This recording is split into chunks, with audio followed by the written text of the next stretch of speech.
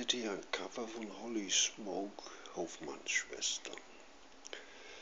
Ich hatte euch aufgefordert, mir meine Musik Michael Jackson reinweiht, Sonne und Wolfgang, geboren 1956, Lizenznummer 00199 und Lizenznummer 03016, Deutsches Patent- und Markenamt, zu bezahlen innerhalb von 10 Tagen.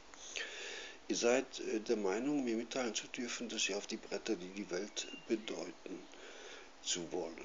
Das heißt im internationalen Business, Größenordnung Planet Erde, dass ihr einfach verstehen müsst, dass ihr einfach verstehen müsst, dass solch eine Frechheit ganz einfach beendet werden muss. Wenn also nur irgendetwas von euch übrig bleiben soll, das nicht mir gehört, dann habt ihr noch 10 Tage Zeit zu zahlen.